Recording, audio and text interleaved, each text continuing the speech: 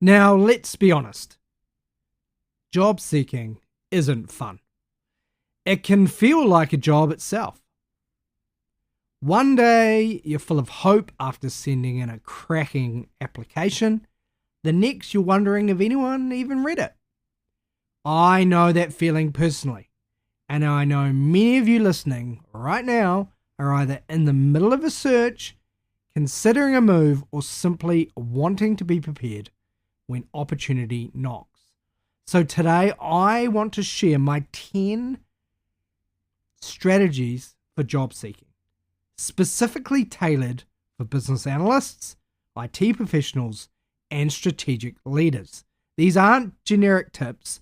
They're the proven approaches that I've seen work.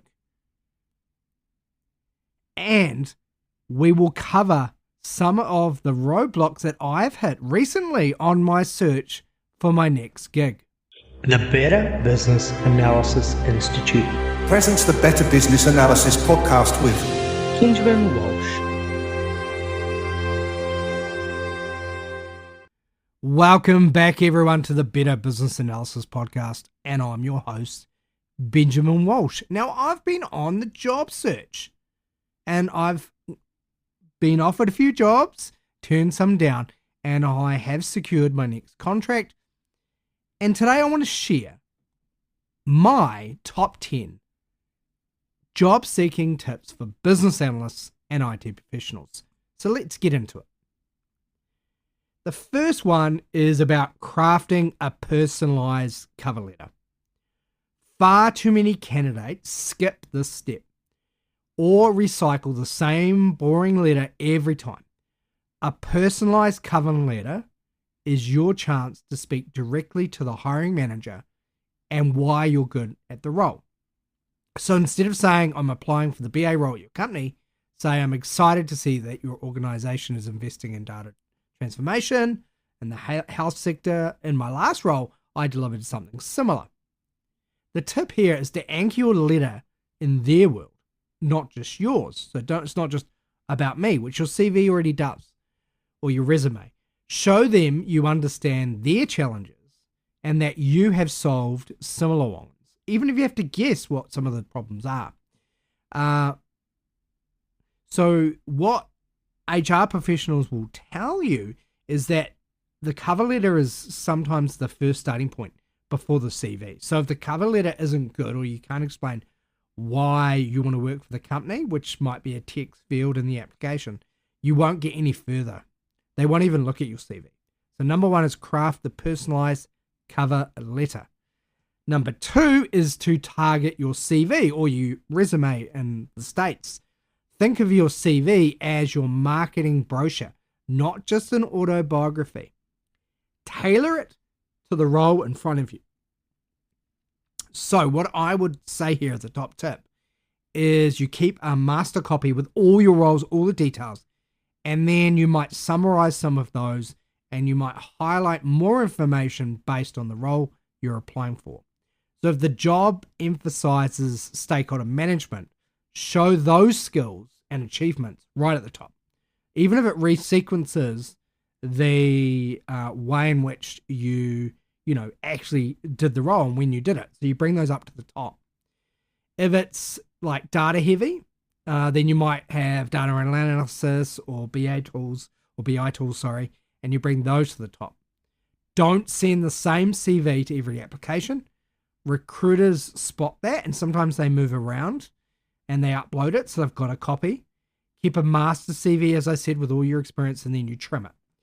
And it should take you about 30 minutes to get it right. So that's how long we're talking, once you've got your master. Number three is to keep old roles if they add value. So here's the mistake I see a lot. People delete their earlier jobs because they think they're irrelevant and they were when they were more junior. But sometimes those older roles tell a powerful story. So did you work in retail? The customer service and stakeholder skills might be useful. Were you a team leader in hospitality? That shows leadership under pressure. Don't undersell your journey. Employers like to see how you've grown over time. The trick is to frame those roles in terms of transferable skills. And it shows that you're a person. So I went over to overseas from New Zealand to the UK and to Germany, and back again, and, traveled around New Zealand. So that's a useful story. I also have a diploma in sound engineering and counseling, which I sometimes drop in depending on the role. And so it shows a bit more history and a bit more about who you are. I was actually told this during my recent applications to jobs, that I had a role earlier along when I came back from the UK, which was at a web design company, and I was kind of a BA there, and it was early day professional services. And I thought the fact that I was the BA manager was the best skill. But actually, what was useful for the role that I've just acquired is that it was a mobile app place where I was doing web apps. And so that became the most useful skill that I had for this role. And that was 10 years ago, and probably 10 roles ago. Number 4 is to highlight projects and the tech used.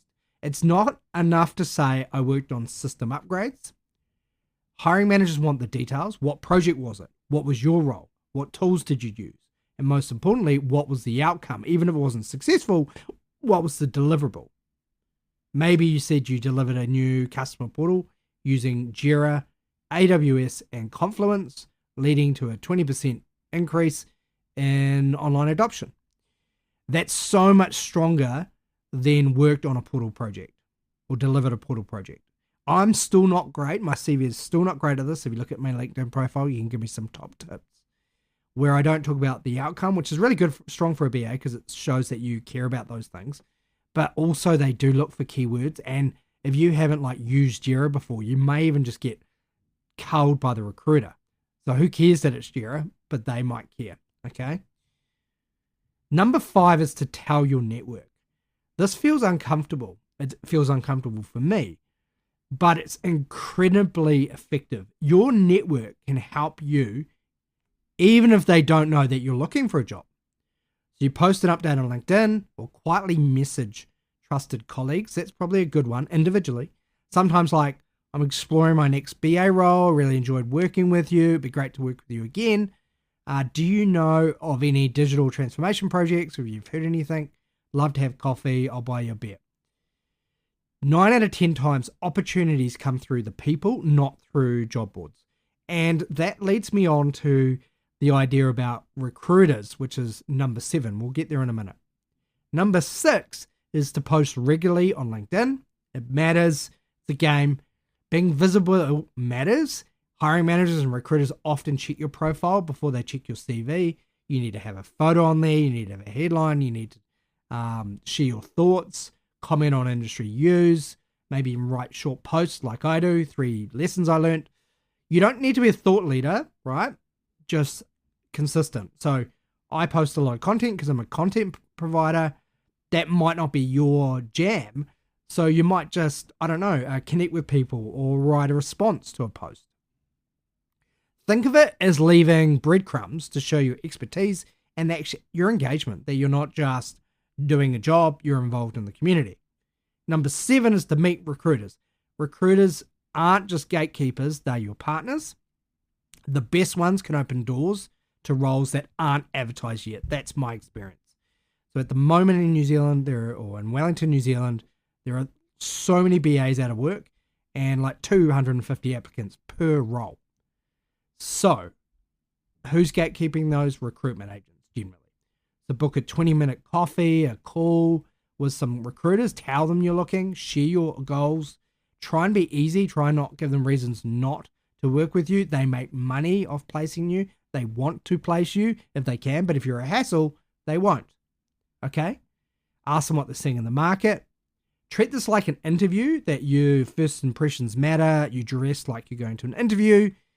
And if they believe in you or they think that there's a role, they work very quickly generally, they will sell your story to the employers they work with right before you even walk in the room. And that's how I've secured my latest role.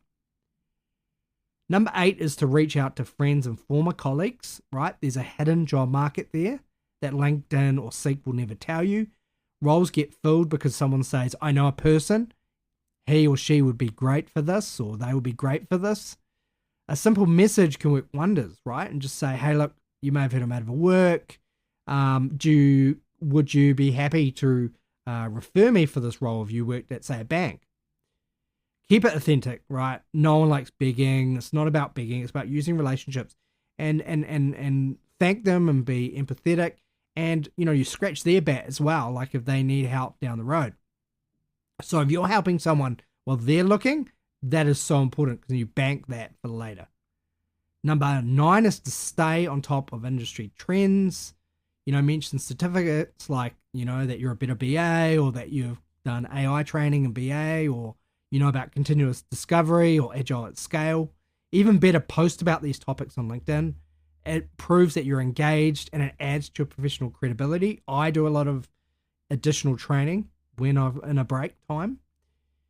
And number 10 is to manage your energy and resilience. It's a mental health strain, okay? The human side. Job seeking is tough. It can dent your confidence. So pace yourself. Set realistic daily goals. Maybe, 3 quality applications a day. Meet one recruiter a week. That's probably a good cadence to start off with. Celebrate small wins, an interview, a new connection, good feedback on your CV. And rejection is not a reflection of your worth. It's often about timing, budget, internal politics, who they know. So do not be disheartened. The jobs will come. And you'll find that when they do come, after you've had a drought, you'll get lots of offers, right? That's the way it works.